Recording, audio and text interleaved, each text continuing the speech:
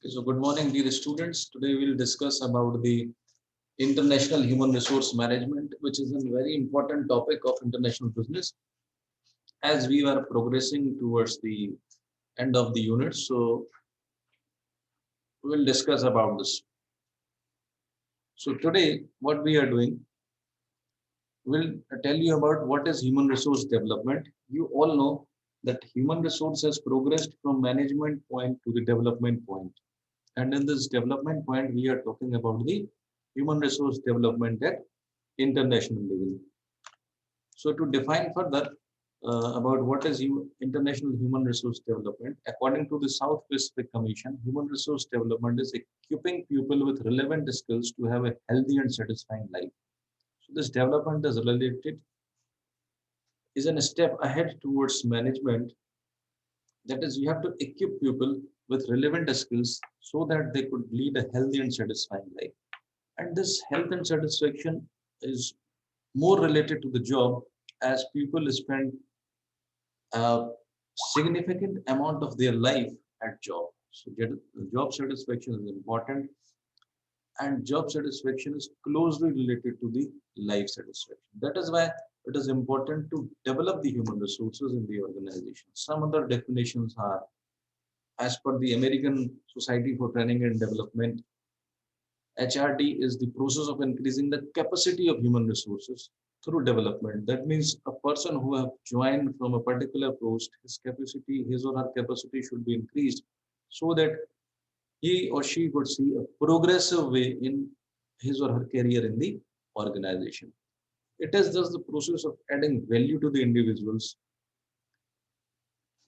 So you can see in this process, we are adding value to the individuals, teams, or the organization as a human system. And we together, organization together is trying to develop the human resources, which is connected to the overall development of the organizations. So some of the objectives you can see, that is equity. This is the first objective. This means what all employees of the organization should be treated equally, irrespective of the caste or creed or religion, language, whatever they speak, they should be treated equally. As at international level, you will be having the employees from different countries. So this is very important. Employability, this means each individual should have the equivalent opportunity to seek employment, to have a gainful employment in the organization. Adaptability, this means employees should be trained in such a way in the organization that they could adapt themselves towards the organization change taking place. So now coming to the features of HRD, we can say HRD is a systematic approach. It is a planned approach which is aiming towards increasing the efficiency of the employees. It is a continuous process. It is a continuous as it starts from the joining of the employees till its retirement and whatever. So it is a systematic, it is a continuous process, it is a multidisciplinary process as it is taking inputs from the other areas of the management like science, engineering, commerce. It is all pervasive. It is adapt. It is applicable to the various sectors of the organizations, various sectors of the industry, and it is a technique which gradually progress an individual from, which will gradually help the individual to progress in the organization.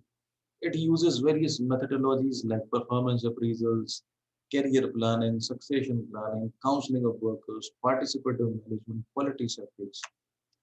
So we can say that international human resource management is an important aspect as the movement of people across the world is increasing, as the interchange of people across the world is increasing. So it adopts certain points like or certain steps, like it uses human resource planning, it uses various approaches for recruitment, selection, induction, training, development, remuneration, rewards, transfers.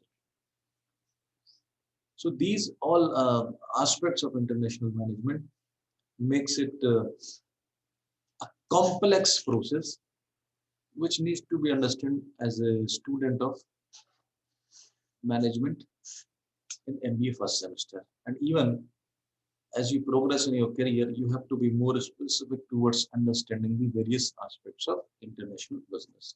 So in this lecture, we'll stop here.